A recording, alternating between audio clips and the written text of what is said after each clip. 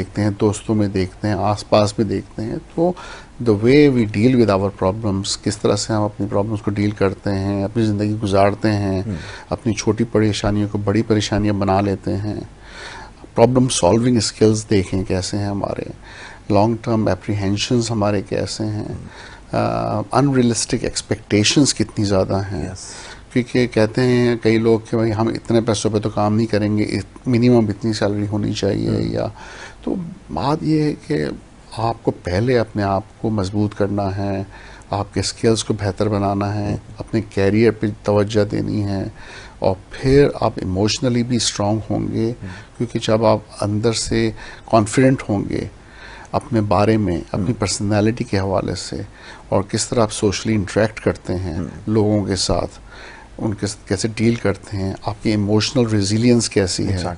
ये सारी चीज़ें बहुत इम्पॉर्टेंट हैं यासिर, क्योंकि ये आपको सिखाती हैं कि सोसाइटी में कैसे रहना है,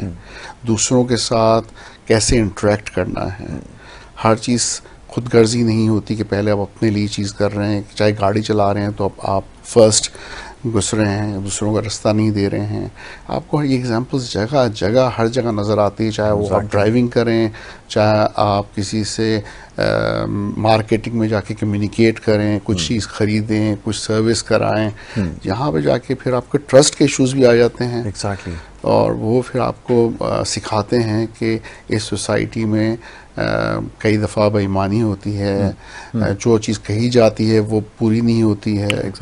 तो ये सारी चीज़ें दूसरी सोसाइटियों में नहीं होती इतनी। बिल्कुल ठीक है। और ये जब बेहतर होंगी तो I think we will feel much more secure कि जहाँ हम जाके कोई काम कराने, अब एक काम आप कराने जाते हैं कहीं, तो प्रॉब्लम ये होता है कि शायद वही काम को ठीक कराने के लिए आपको 3 या 4 दफ़ा और जाना पड़ता है। तो this is waste of time, plus आपके अंदर जो ट्रस्ट इश्यूज आ जाते हैं, किसी ना किसी ने आपको बेवकूफ़ बनाया होता है पैसों की खातिर, लेकिन इट्स ये घूम फिर के फिर आपके ऊपर भी आती है, फिर कोई दूसरा है जो ये काम आपके साथ करेगा। बिल्कुल ऐसा ही। तो हमें ये सोचना है लॉन्ग टर्म कि हम किस तरह से अपने आप को बेहतर बनाएं, दूसरों पे उंगलियां ना उठाएं, अपने आप को बेहतर बनाएं, दूसरों के लिए एग्जाम्पल बने। और I think with time, I think हर एक अगर अपने आप पे काम करेगा तो इंशाल्लाह सोसाइटी बेहतर होगी, और अवेयरनेस के साथ साइकोलॉजिकल मसले भी बेहतर होने लगेंगे।